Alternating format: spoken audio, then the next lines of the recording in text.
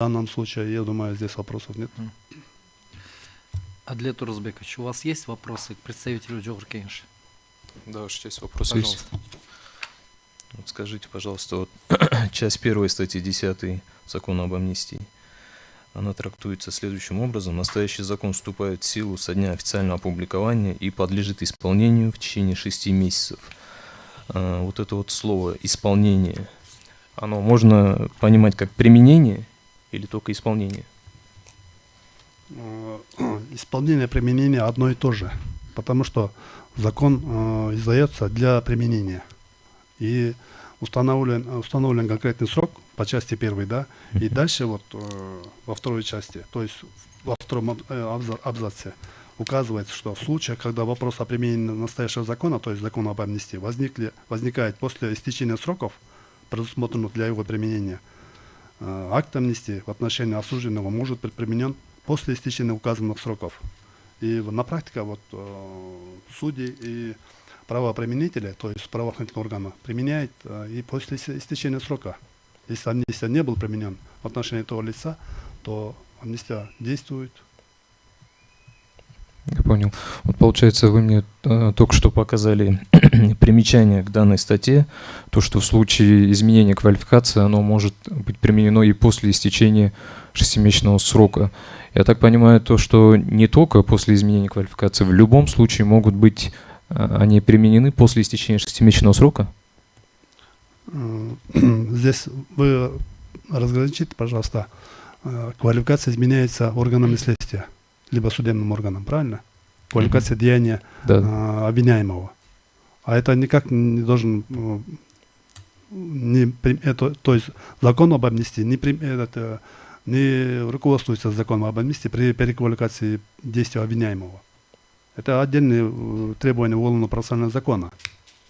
А применение, срок применения четко указано в законе об амнистии. То есть можно применять после истечения 6-месячного срока, абсолютно, в любом случае? Абсолютно верно. Так, и второй вопрос. Если не был применен в отношении того лица. Вот согласно пункта 11 части 1 статьи 27 Уголовно-процессуального кодекса, уголовное дело не может быть возбуждено, возбужденное дело подлежит прекращению вследствие акта амнистии, если он устраняет применение наказания за совершенное деяние. И в связи с чем вопрос. Вот закон об амнистии, оно предусматривает освобождение от наказания, а в данном случае освобождение от ответственности и прекращение уголовного дела. Вот статья 27, пункт 11, оно применимо? Абсолютно правильно. Потому что в законе указывается об амнистии, что освобождает от наказания, это отдельно, либо от ответственности. От ответственности освобождают те органы, у кого имеется материалы, то есть уголовное дело. И вот то, что вы говорите, 27 статья Уголовно-процессуального кодекса, где основанием прекращения уголовного дела является закон об амнистии, да? Да. Это применяется органами следствия, то есть предварительным следствием, либо надзорными органами. А вот когда человек осужден и отбывает наказание, уже действует вторая часть амнистии, от наказания уже освобождается, либо сокращается часть наказания. Я так понял то, что если дело не завершено, судебного решения окончательного нету, оно может быть прекращено, а если он уже осужден, отбывает наказание, тогда в этом случае он освобождается от наказания, да? Правильно. Если суд еще не вынес решение, то есть не вынес приговор, и действует закон об амнистии, суд обязан применить амнистию и освободить от наказания. Он может и постановлением, либо определением освободить того лица от ответственности. Но когда уже вынесен решение и вступивший в законную силу решение суда, то есть приговор суда имеется, тогда уже действует вторая часть этого закона, то есть освобождение от наказания. Это уже в местах лишения свободы. Все, я понял. Больше вопросов нет, спасибо. Уважаемые судьи, есть вопросы? У меня есть вопросы? У меня к вам вопрос. Вот, допустимость освобождения не только от наказания, но и от уголовной ответственности существовал до 2017 года, да, в Уголовном кодексе. В 2017 эта норма была исключена. в 2021 году она вновь была принята в соответствии с новым, да, уже Уголовным кодексом. Вот здесь вы мне, как представитель законодательного органа, можете сказать, что вот послужило причиной как вот первоначального действия, отмены вот этого, да, и в то же время введения в 2021 году? То есть институт амнистии, возможность применения не только в отношении как освобождения от наказания, но в том числе возможность освобождения и от уголовной ответственности. Норма, которая существует и по сей день. Так, уважаемый представитель,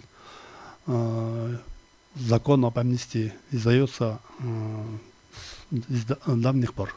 Это закон о порядке применения амнистии был издан в 2017 году, был принят в 2017 году.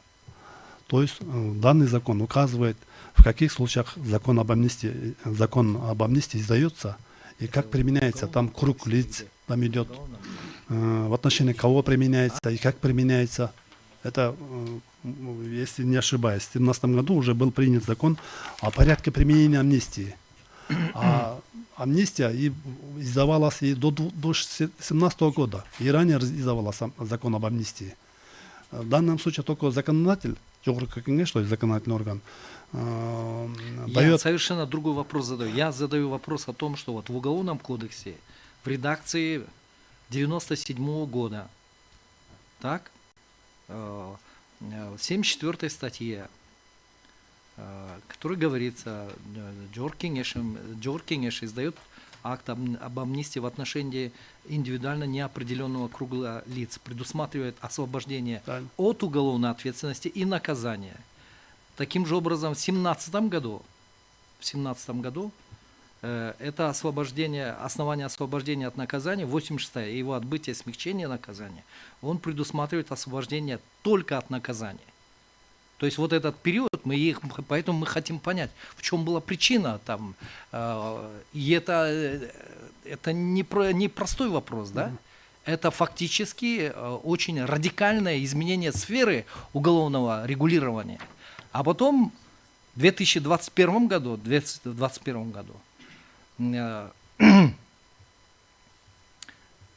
уже по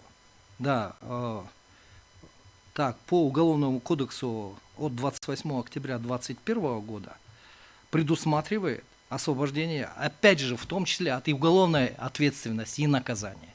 Сейчас мы не говорим, мы сейчас хотим просто понять причину изменения, вот такого радикального изменения сферы регулирования. Именно, если вам неизвестно, ну, тогда скажите. Да. В этом случае я вам скажу, что надо готовиться получше деятельности. Вам неизвестна, да, причина? Мне неизвестно, вот я не могу сказать, ответить, да. Но в порядке информации сейчас у нас был принят закон о Уголовно-процессуальный кодекс и Уголовный закон в 2021 году. И сейчас уже разрабатывается новый здесь, закон. Нет, я имею в виду вот другое, сейчас интересует больше вопрос. Такой, да? Вот в 2021 году введена такая норма, да, что предусматривает освобождение от уголовной ответственности и наказания.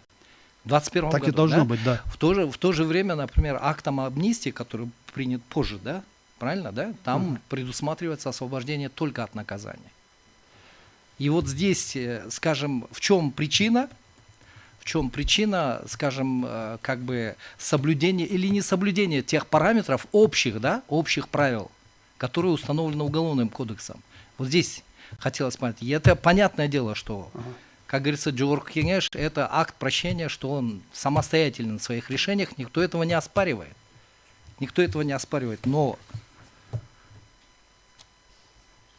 почему именно вот таким образом было это?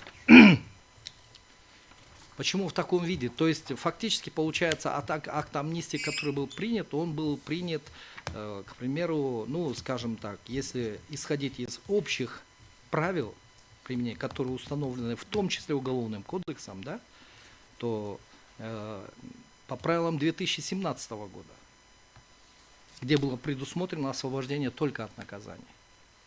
Так, уважаемый представитель, я сейчас могу ошибиться, да, я не хочу, могу и заблудить вас. Я вот я Хорошо. посмотрю, да, там Мгм. в 21 году, Хорошо. почему такой закон был принят. Хорошо, понятно. Хорошо, присаживайтесь.